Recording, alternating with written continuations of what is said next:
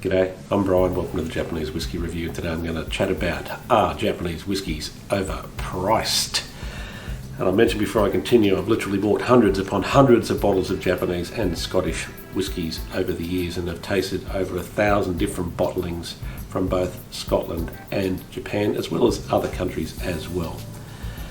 Now, before Japan had issues with a lack of aged stock and went mainly to no age statement whiskies, so there was a time where the Japanese whisky market had tanked domestically, so they cut down production dramatically. Then all of a sudden there's this boom in Japanese whisky all around the world in its popularity, and all of a sudden no stock of, or very little stock of aged whiskies. However, I'll just mention that in Australia we've always, even during that period, we've always been able to get at least Yamazaki and Hakushu 12 amongst a few others. The prices of 12-year-old whiskies from Nikka and Yamazaki, and I use those two, they're the big two, so I'm going to use those as examples. It'll take too long to mention every single brand and their pricing as well, but this is kind of indicative. In Japan, the prices were around US $45 at the current exchange rate for the 12-year-olds, Yamazaki, Kyushu, Yoichi, Miyagikyo, at around $32 US for the 10-year-olds from Yamazaki, Hakushu, Yoichi, Miyagikyo. So there's a little perspective. That's in Japan, and that's all day long. You know, they just sat at that price range for many years.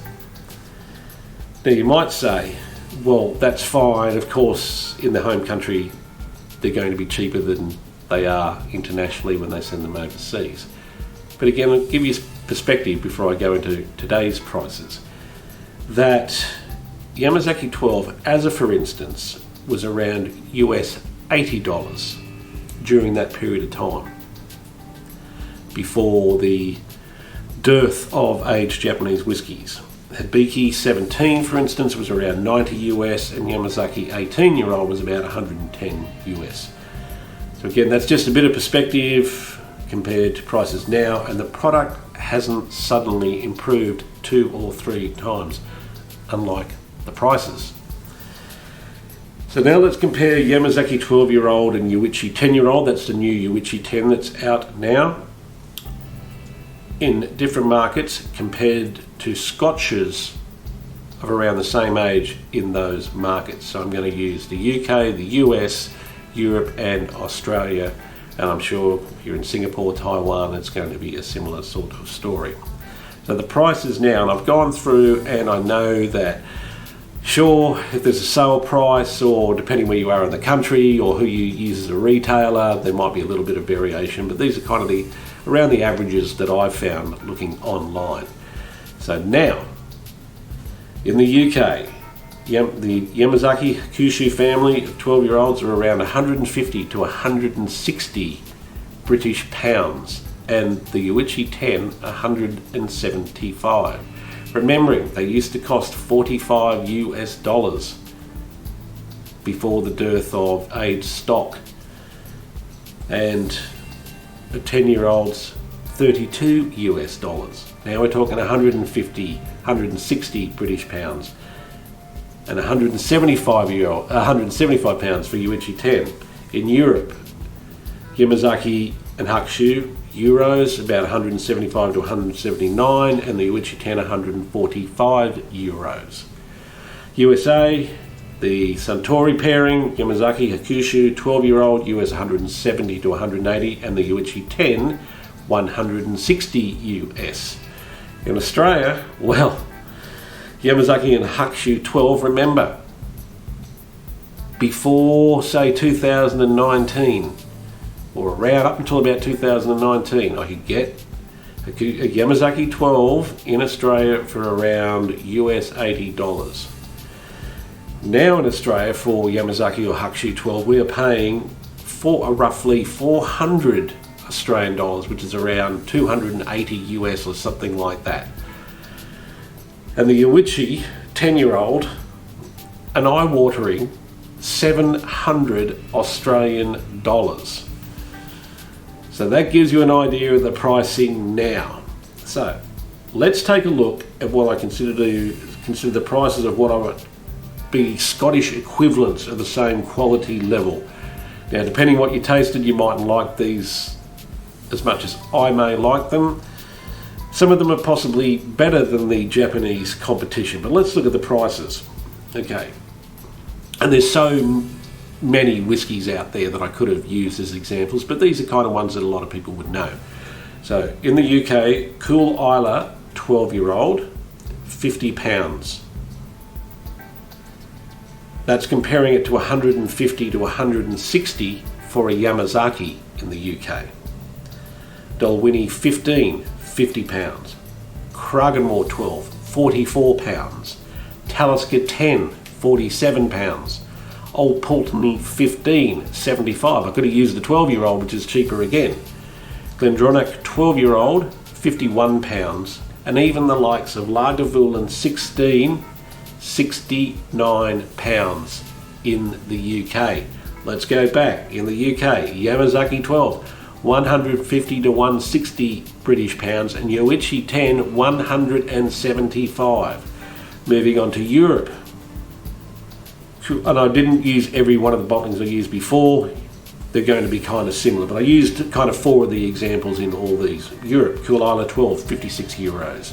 Dalwhinnie 15, 55. Talisker 10, 52. These are all euro prices.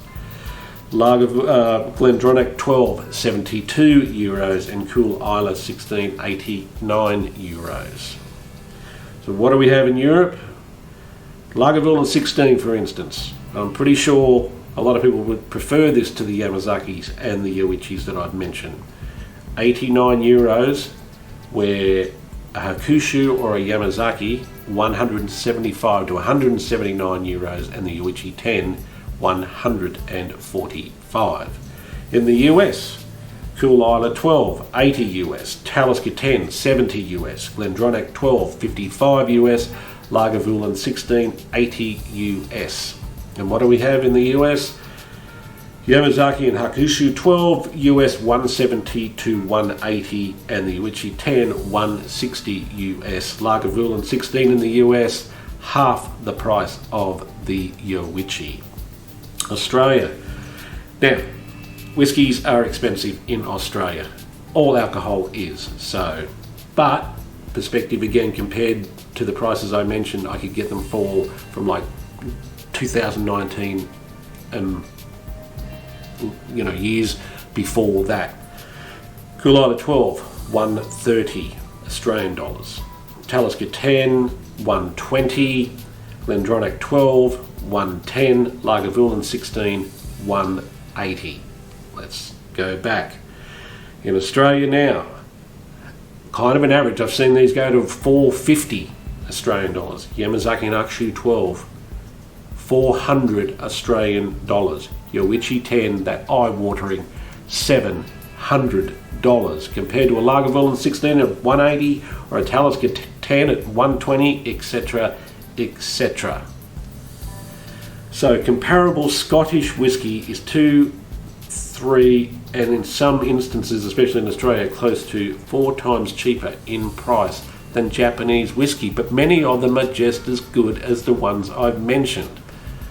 And again, you can go and check out the prices of other Japanese whisky, and it's going to be that same ballpark, 2, 3, 4 times more expensive than the Scottish counterparts. And there's a lot more variety that you can get from Scotland as well in most places. So even though I'm a Japanese whisky fanboy, I actually buy a lot more Scottish whisky because of the prices, especially now. On a price to quality ratio, Japanese whisky is ridiculously overpriced. Now, you can talk about supply and demand, that sort of thing, but just on a price to quality ratio, Japanese whisky is ridiculously overpriced. So anyway, thanks for watching. Bye for now.